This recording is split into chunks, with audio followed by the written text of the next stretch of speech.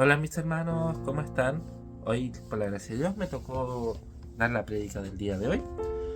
Y la prédica del día de hoy creo que es súper relevante para lo que la iglesia está viviendo y para lo que quizás muchas personas y hermanos están viviendo en diferentes situaciones de su vida. Así que vamos a partir orando. Señor, te damos gracias por el día, te damos gracias por tu amor, te damos gracias por tu bondad, te damos gracias porque tú estás en medio de nosotros, Señor, porque tú nos guardas, tú nos cuidas, tú nos proteges, Señor. Tú tienes misericordia de nosotros, Señor, pese a nuestras fallas, Señor. Nuestro amor, Señor, cuyo amor es intenso, Señor. Que tu amor es fuerte, grande y poderoso, Señor. Ayúdanos a descansar en tu amor y amarte, Señor. Todo esto te lo pido en el nombre de Jesús. Amén. Bueno, mis hermanos, la palabra de hoy se encuentra en Romanos, versículo 8, capítulo 28, y dice así: para los que aman a Dios, todas las cosas le ayudan a bien. Esto es conforme a los que su propósito son llamados. Amén. Primero voy a disculpar por mi voz, que estoy resfriadito, pero aún así estamos aquí dando este mensaje. Y la palabra del Señor dice que los que aman a Dios, todas las cosas le ayudan a bien. Y muchas veces nosotros pasamos diversas situaciones negativas, situaciones adversas, etcétera, etcétera, y no nos damos cuenta de que, independiente quizás no entendamos por qué estamos viviendo esto o el propósito de esta situación, Dios siempre tiene un propósito. Y esto se ve en ejemplos claros en la palabra de Dios. Uno de los ejemplos, obviamente, es el que estábamos viendo con José hace poco en la iglesia, en el cual José fue preso por su hermano, fue capturado, y todo eso termina para que él se convierta en el rey de Egipto, o sea, en el segundo al mando del reinado de Egipto. Quizás José no veía en ese instante cómo Dios iba a cumplir su propósito, que era el que le había revelado en sus sueños, en la cárcel. Siempre que él era fiel al Señor, pero el Señor utilizó que él fuera a la cárcel para que conociera al panadero y al copero, para que después ascendiera al segundo al mando de Egipto. También vemos otro ejemplo, que es cuando el pueblo de Israel es deportado hacia Babilonia. Nosotros vemos que Dios profetiza en varios libros de la Biblia, Jeremías, también Isaías, también incluso en Malaquías se profetiza sobre que va a venir Babilonia y va a destruir Jerusalén. Y bueno, eso era una profecía agradable. Y lo venía profetizando el Señor, dice que Babilonia era chiquita, así que la gente quizás se burlaba de los profetas, qué sé yo, como un pueblo tan chiquito va a destruir a Israel, qué sé yo. Y se termina cumpliendo. Y la gente puede ver quizás es una mala noticia, quizás Dios se olvidó de Israel, como muchos pensaban, pero el Señor no se olvidó de Israel, porque la palabra del Señor también dice como si una madre, incluso si una madre olvidara a los hijos que va a dar a parto, Dios jamás se olvidará de sus hijos. Entonces Dios nunca se olvidó del pueblo de Israel, de su pueblo, sino que utilizó la conquista de Babilonia hacia Israel, que nadie lo podía entender en ese tiempo. Todos pensaban que era la desolación máxima, que Dios se olvidó de ellos, no entendían a Dios, lo criticaban, apedraban a los profetas, mataban a los hombres de Dios, estaban completamente sin entender nada. Pero eso llevó a que años después el pueblo de Israel se arrepintiera de corazón al Señor. No como antes, que se arrepentían un tiempo y la siguiente generación volvía a pecar, sino que se arrepintiera de corazón y volviera al Señor. Y así vemos en los tiempos de Nehemías como vuelve el pueblo de Israel, también con Zorobabel, que es una prefigura de Cristo, como vuelve el pueblo de Israel a arrepentir, vuelve a edificar las murallas y vuelve a alabar al Señor, a gozarse, de alegría, de gozo, que la palabra de Dios también en Nehemías dice que la gente de otros pueblos escuchaba los gritos, los llantos del pueblo de Israel. Así que eso finalmente, si no hubiera venido a Babilonia, el pueblo de Israel hubiera seguido en los ídolos, hubiera seguido en la blasfemia, hubiera seguido en su ego, pensando que por sus fuerzas, porque ellos son fuertes, porque ellos son bacanes, les va a ir bien, y no por reconocer al Señor y humillarse ante Él. Y también vemos, hay infinitos ejemplos de esto en la Biblia, como que el Señor lo recalca mucho, pero también vemos en Jesucristo, donde Jesús fue y predicó el Evangelio, Y lo vemos como decía en el Señor, porque Jesús, cuando muere en la cruz, o cuando va profetizando, diciendo a sus discípulos que iba a morir, los discípulos reaccionaban, no entendían cómo tú vas a morir. Y el Señor le dice al que quiere ir en contra de la voluntad de Dios, cuando Pedro le dice, ¿cómo tú vas a morir? No te entrega eso. Porque Pedro no entendía en ese momento el propósito del Señor, que no depende de las circunstancias, sino que es eterno. Jesús le dice, aléjate de mí, Satanás. Porque la cruz, pese a que no había ninguna lógica, en ese momento detrás de la cruz iba a traer la resurrección. Y con la resurrección la salvación, y que es la fortaleza, la fuente de nuestra fe. Y entonces aquí vemos varias historias de la Biblia muestran, y también nos recuerda el Señor de que si tú quieres ir en contra de la voluntad de Dios, o no te gusta la voluntad de Dios, porque en tu mente parece mala, en tu mente no cuadra, que vengan estos problemas, que te destruyan el templo de Israel, que a Jesús lo crucifiquen, o quizás muchas cosas más que no podamos entender en nuestra vida, o quizás lo que estamos viviendo como iglesia, o en nuestras vidas personales, ciertas enfermedades, ciertos dolores, ciertas cosas, Señor, que a veces nos hacen pasar. El Señor, cuando Pedro le cuestiona eso, le dice, aléjate de mí, Satanás. Porque finalmente Pedro estaba viendo como los hombres, que solo ven el hecho malo y dicen, ah, qué terrible. O ven un hecho bueno y dicen, ah, qué bueno. Y no saben, como que tienen una mirada cortita. Es como si yo solo pudiera ver 5 metros de visión, y más de 5 metros para alrededor no miro. Y de repente estoy en el Caribe así, relajado, y digo, oh, qué lindo el día, qué bacán. Y atrás hay un huracán enorme, o sea, un volcán enorme estallando, y no me doy cuenta de eso, porque solo el humano puede ver lo que está frente de él. A no ser que sea por revelación de Dios o por el Espíritu Santo, humanamente no podemos ver lo que hay más de lo que entendemos. O quizás podemos ver, no sé, que uno pierde un trabajo, qué sé yo, y uno está en desesperación, pero uno entiende que hacer eso quizás te hubiera llamado a buscar un trabajo que donde realmente Dios quiere que tú estés. Entonces uno no puede ver como humano porque humanamente está limitado.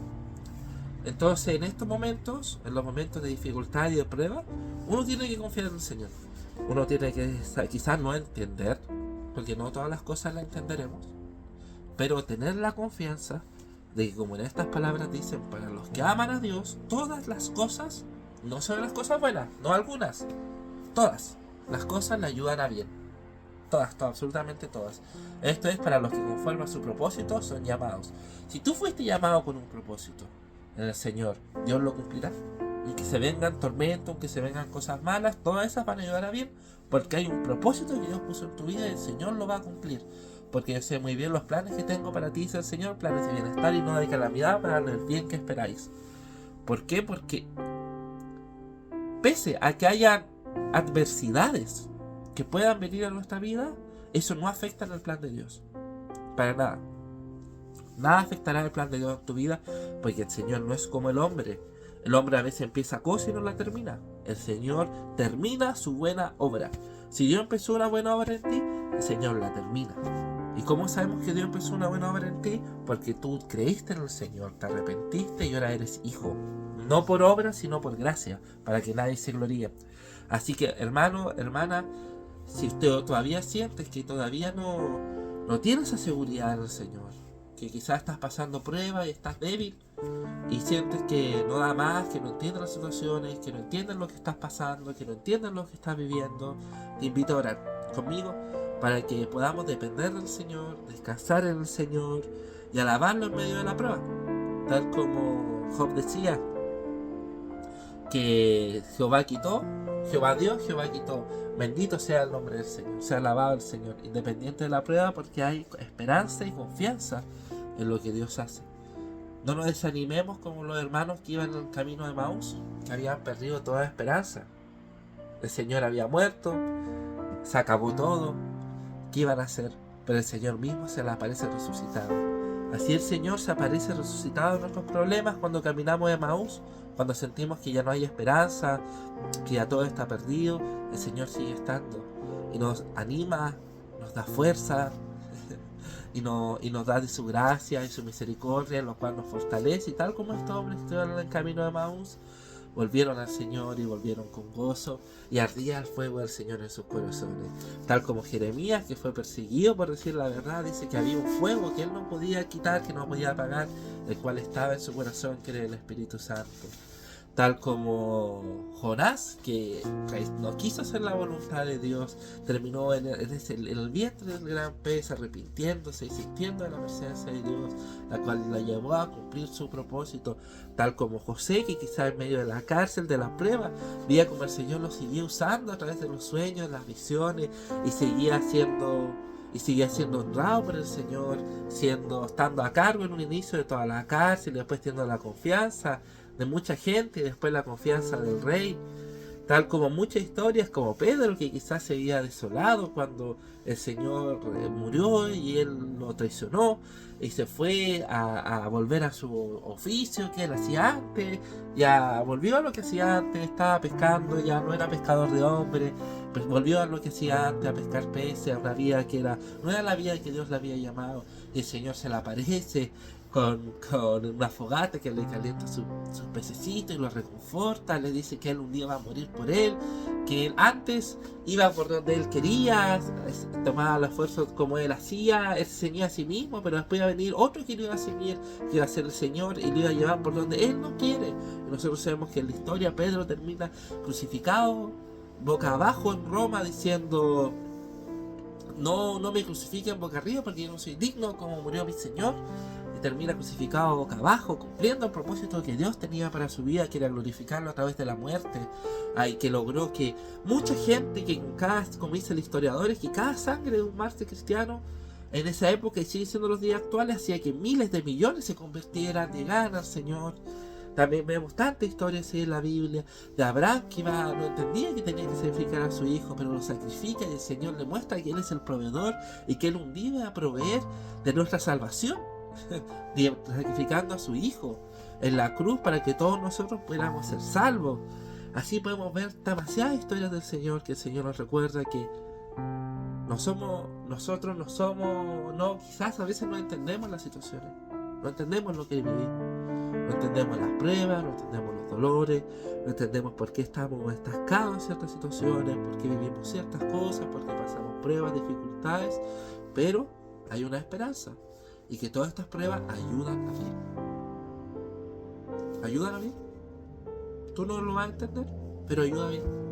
Y esa es la confianza del Señor, y en eso debemos esperar. Y después llegará el día que veamos hacia atrás, digamos: oh Señor, por esto pasé esto, por esto pasé esto, por esto pasé esto, por esto me hiciste esto, yo no lo entendía, pero ahora sí, porque todo eso llevó a ser la persona que Dios quería que tú fueras.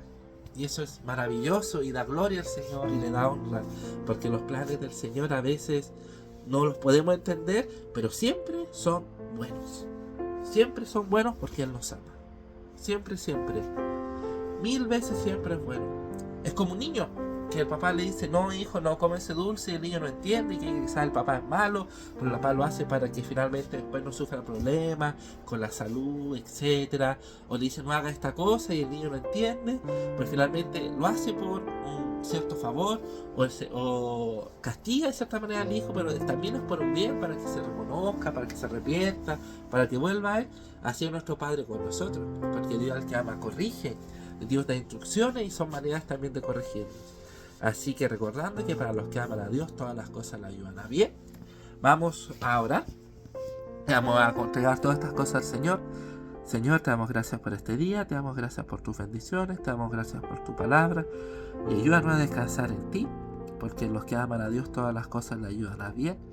Ayúdanos quizás en medio de la prueba, en medio quizás todo lo que está viviendo con la iglesia, Señor, o con tantas pruebas personales que podamos afrontar, cansancio.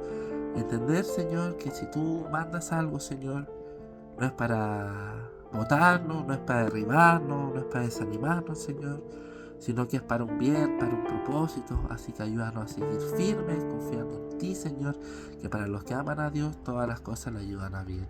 Ayúdanos a honrarte y alabarte siempre. En el nombre de Jesús también pedimos por quienes quizás no te han aceptado, Señor. Reconocemos en nuestro corazón que tú eres nuestro Señor y Salvador. Nos arrepentimos de nuestros pecados, Señor, para seguirte, para honrarte, para intentar con tu gracia, Señor, porque con nuestra fuerza no vamos a poder vivir la vida santa y que te dé gloria y honra a ti. Todo esto te lo pido en el nombre de Jesús. Amén.